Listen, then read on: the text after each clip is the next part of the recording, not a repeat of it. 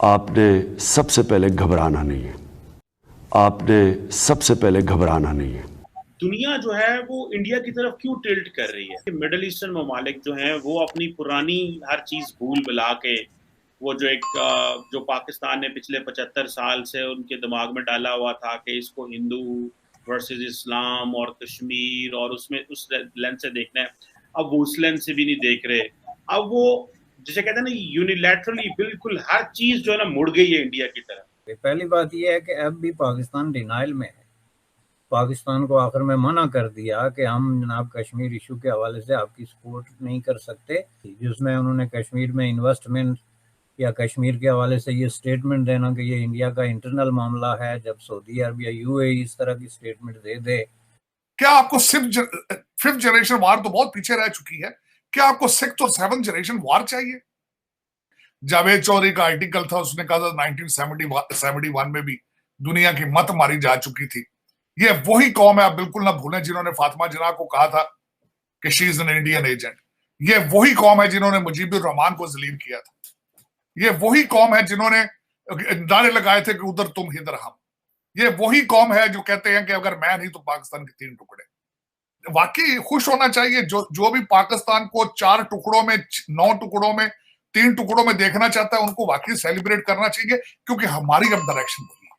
जिन बच्चों की दाढ़ी मूछे नहीं है वो भी अब बाजवा साहब का नाम ले लेके गालियां निकाल रहे हैं, और टिकटॉकर ही आपने टिकटॉकरों को तो बुला बुला के प्राइम मिनिस्टर मीटिंगें कर रहे हैं।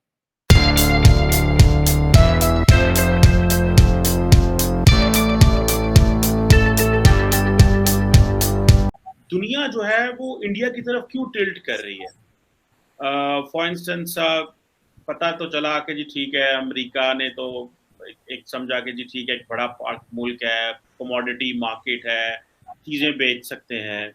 लेकिन हम देख रहे हैं कि मिडल ईस्टर्न ममालिक जो हैं वो अपनी पुरानी हर चीज़ भूल भुला के जो पाकिस्तान ने पिछले 75 साल से उनके दिमाग में डाला हुआ था कि इसको हिंदू वर्सेस इस्लाम और कश्मीर और उसमें उस लेंस से देखना है।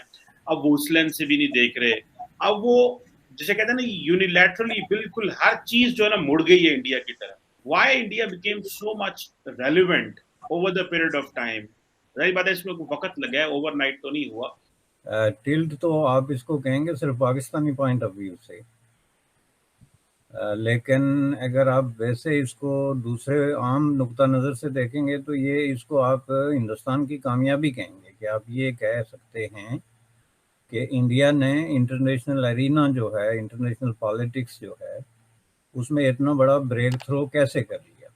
इंडिया में जो है वो जो पोजीशन इख्तियार की है वो बड़ी सक्सेसफुल रही है, और उसकी वजह से उनका जो है वो सारी सिचुएशन इंटरनेशनल जो है वो बदल गई। कि अरब नुक्ता नज़र से टिल्ट तो हो गई ना पाकिस्तानी पॉइंट ऑफ व्यू से कि जी ये अरब तो सब हमारे साथ थे, तो ये कैसे इंडिया के साथ हो गए। पहली बात ये है कि अब भी पाकिस्तान डिनाइल में है, जिनको आप एस्टेब्लिशमेंट कहते हैं। उन्होंने अब तक ये तस्लीम नहीं किया ओपनली कि ये हो गया है, लेकिन ये एक बहुत बड़ी हकीकत है जिसको वो छुपाने की भी कोशिश कर रहे हैं, लेकिन ये छुप नहीं सकती कि अरब दुनिया जो है वो पूरा एक लाइन में लग के तो उन्होंने ये डिसीजन किया। ये नहीं कि कोई उन्होंने इंडिविजुअली ये डिसीजन किया है। तो इसकी 2 वजूहत हैं। एक तो जैसा कि आपने कहा कि जिस तरह वो बिलीव करते थे, जो एक पाकिस्तान की तरफ से उनको स्टोरी सुनाई जाती थी कि जी हिंदुस्तान पाकिस्तान का मसला कोई मुसलमान और गैर मुस्लिम का या काफिर का मसला है, जिसको अरबी में आप कहते हैं। तो इसलिए जो है वो आम अरब एज ए मुस्लिम ज़ाहिर है उसने वही करना था जो पाकिस्तान उसको कहता था, क्योंकि जब आप इसको एक रिलीजियस बेस्ड कॉन्फ्लिक्ट बना के तो खड़ा कर देंगे तो उसका नतीजा लाजमी तौर पे यही निकलेगा। लेकिन आप देखें कि जो उन्होंने तब्दीली आई है उसमें ये तब्दीली सिर्फ इंडिया पाकिस्तान के कॉन्टेक्स्ट में नहीं आई है। अरब जो है उन्होंने अपना पूरा माइंडसेट चेंज किया। आप ये देखें, ये पूरी गेम जो है वो 70 साल पे मुश्तमिल एक गेम है, और मैंने ये कहा कि इसमें अरबों की पोजीशन चूँकि अनरियलिस्टिक थी और ज़मीनी हक़ाइक़ से बहुत दूर थी, इसलिए उसके अंदर बड़े तज़ादात थे। तो डेफिनेटली उन्होंने फिर रिकन्सिडर किया जो इंडिया पाकिस्तान का इशू था, और इंडिया जो कि पाकिस्तान के इशू पे अरबों का ये स्टैंड लेने से पहले पाकिस्तान इंटरनेशनली फॉरेन पॉलिसी का जो खोखलापन था और जो कंट्राडिक्शंस थे उस हवाले से बहुत बुरे तरीके से एक्सपोज हो गया था। और वो इस हद तक एक्सपोज हो गया था कि अमरीकी जो हैं वो इवन गालियां देने और ताने देने तक उतर आए थे। मसलन अफगानिस्तान के आखिरी दिनों में या ट्रंप के दौर में या इवन हिलरी क्लिंटन के जो आखिरी डिप्लोमेटिक एफर्ट्स थी, उसमें आप देखें गाली देने और वो स्टेटमेंट्स देने में कोई फर्क नहीं होता। जब आप ओपनली कहें कि जी आप लोगों ने हमसे पैसे लेके खाए और हमें धोखा दिया और हमारी पीठ में जो है खंजर घुसा और आप जो है वो हमसे पैसे भी लेते रहे और तालिबान की सपोर्ट भी करते रहे, वही पैसे दे के उनको जनाब मसल्ला करते रहे। तो इस तरह पाकिस्तान की पॉलिसी जब अमरीकी जो बुनियादों पे चलती थी कि दुनिया में जो कुछ अमेरिका कहता है अच्छा है और अमेरिका अगर किसी चीज़ को बुरा कहता है तो वो बुरा है, जिसके नतीजे में आपने इतनी बड़ी बड़ी ट्रेजेडीज क्रिएट की विद इन द कंट्री और अपने नेबर के साथ, जिसमें अफगानिस्तान का और सोवियत यूनियन का इश्यू था, जिस पे अब जो है वो सारे आपके बड़े बड़े दानश्वर, आपके बड़े बड़े पॉलिटिशियन पीट रहे हैं कि बहुत गलत हो गया जी, हमने अफगानिस्तान में बड़ी गलत पॉलिसी अपना ली थी। तो जनाब ये तो इंडिया के हवाले से जब उनको पता चला कि भाई ये तो किस्सा ये है और इंडिया के साथ जब उनके ताल्लुकात बढ़े तो एक तो उनकी क्लैरिटी आई उनकी और दूसरा उनको ये पता चला कि ये कोई हिंदू मुसलमान का मसला नहीं है, बल्कि ये मसला दो मुल्कों का है और पाकिस्तान हमें गलत तरीके से एक चीज़ पे जो है वो इंसिस्ट कर रहा है, जिसके जवाब में उन्होंने बड़ा ब्लंटली पाकिस्तान को आखिर में मना कर दिया कि हम जनाब कश्मीर इशू के हवाले से आपकी सपोर्ट नहीं कर सकते, जिसमें उन्होंने कश्मीर में इन्वेस्टमेंट या कश्मीर के हवाले से ये स्टेटमेंट देना कि ये इंडिया का इंटरनल मामला है, जब सऊदी अरब या यूएई इस तरह की स्टेटमेंट दे दे, अगर आप क्रेडिट देना चाहें फराख दिली से, तो ये तो इंडिया की फॉरेन पॉलिसी की एक बहुत बड़ी कामयाबी है कि उन्होंने जो दुश्मन थे उनको दोस्तों में तब्दील किया। फॉरेन पॉलिसी का मतलब भी यही है, किसी फिलासफर को उठा के देख लें आप कि दुश्मनों को कैसे न्यूट्रलाइज आप करते हैं और दोस्तों को मजीद एक्टिवेट कैसे अपने हक में करते हैं। यही उसूल होते हैं बुनियादी तौर पे, जिसमें बड़ी कामयाबी से इंडिया ने जो है वो अपने मकासद हासिल किए। अब इस वक्त मसला ये है कि कोई भी इस्लामी मुल्क, ये जो कॉस्मेटिक इन्होंने बाद में उसकी कोशिश की इस्लामी कॉन्फ्रेंस के हवाले से वगैरह वगैरह कि नहीं जी हमारा पुराना स्टैंड बरकरार है कश्मीर पे, ये सब कहने की बातें हैं। हकीकत में और जो प्रैक्टिस है उसमें उन्होंने कश्मीर को इंडिया का एक इंटेग्रल पार्ट, जिसको इंडिया कहता है, वो तस्लीम कर लिया, जिसके जवाब में उन्होंने वहाँ पे इन्वेस्टमेंट जो वादी कश्मीर में जो है वो इन्वेस्टमेंट के लिए मुख्तलिफ यूएई की और सऊदी कंपनीज जो हैं उन्होंने कमिट किया बिलियंस ऑफ डॉलर्स को। तो इस नुक्ता नज़र से आप देखें तो इसमें एक तो ये क्लैरिटी भी थी, जो माइंडसेट चेंज हुआ अरबों में और जो ड्रास्टिकली फंडामेंटली चेंज हो रहा है। और मज़े की बात यह है कि अरब जो हैं वो एक प्रोग्रेसिव और रोशन ख्याल माइंडसेट अपना रहे हैं और पाकिस्तान ज़्यादा रिग्रेसिव और ज़्यादा रिएक्शनरी माइंडसेट जो है उसके साथ चिमट रहा है। अब इंडिया जो है वो 60s में या 70s में एक गरीब कंट्री थी, उसके अंदर एक ख़ास किस्म की कैपेसिटी से ज़्यादा वो नहीं था, इंटरनेशनली वो किसी के लिए मैटर नहीं करती थी। अपने मुल्क में जो इंटरनेशनल लिबरलिज्म और कैपिटलिज्म के लिए वो मुल्क ओपन करने के लिए तैयार नहीं थे, जिससे दुनिया को कोई दिलचस्पी हो। तो वो जो ब्रेक थ्रू हुई इंडिया के अंदर इकनॉमिक ओपननेस और जो अमेरिका के साथ उन्होंने ताल्लुकात को रीस्टार्ट करके तो एक ख़ास लेवल पे पहुंचा दिया और एक ख़ास ब्लॉक का हिस्सा बन गए, तो उसके बाद फिर दुनिया ज़रा मुख्तलिफ नज़र आनी शुरू हो जाती है।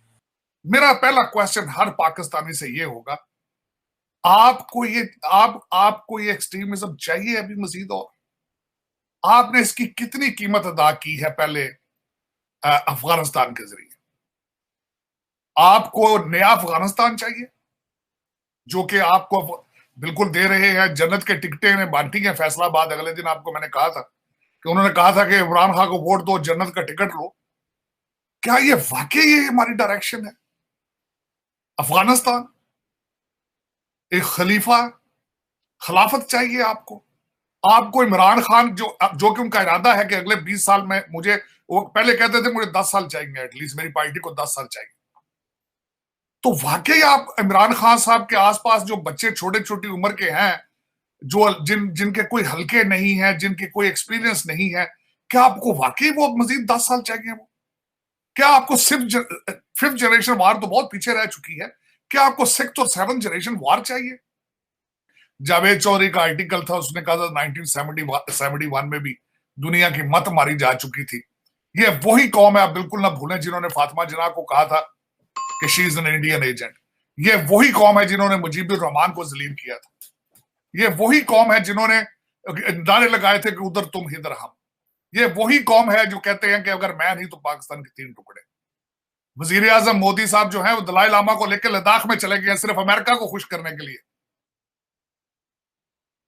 दुनिया के अपने मकासद के लिए कहा जा रही है और आपने अमेरिका के साथ दुश्मनी लगा दी। अब आप बंद करें अमेरिकन एम्बेसी, आप चाहते हैं रशिया की एम्बेसी के साथ अपनी डील करें और मिन्नतें तरले करें अगर आपको इजाजत देता है चाइना।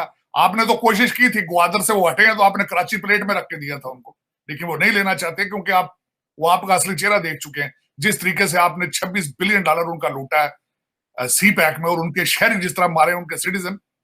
वाकई खुश होना चाहिए जो भी पाकिस्तान को 4 टुकड़ों में 9 टुकड़ों में 3 टुकड़ों में देखना चाहता है उनको वाकई सेलिब्रेट करना चाहिए क्योंकि हमारी अब डायरेक्शन वही है। मैंने आपको कहा कि मेरी सारी जिंदगी मैंने अपना एक वाहिद अदारा जो हमारी फेडरेशन का जो एक सिंबल है जिसने पाकिस्तान के हर मुश्किल वक्त में, मैं मानता हूं जो भी उनके ऊपर एलिगेशन है हाइब्रिड सिस्टम की है, जो कुछ भी सिस्टम है, एक वाहिद अदारा है जो कि पाकिस्तान के हर जल्जले में, सैलाब में, हर मुश्किल वक्त में आया है। आज उसको आपने जलीलो ख्वार करके रख दिया। जिन बच्चों की दाढ़ी मूछे नहीं है वो भी अब बाजवा साहब का नाम ले लेके गालियां निकाल रहे हैं। और टिकटॉकर ही आपने टिकटॉकरों को तो बुला के प्राइम मिनिस्टर मीटिंगें कर रहा है। मेरा मकसद ये this is how you run the state, this is your policies. चले फिर वो कहते हैं ना या किस्मत या नसीब, फिर शौक है आपको भी करो पूरा।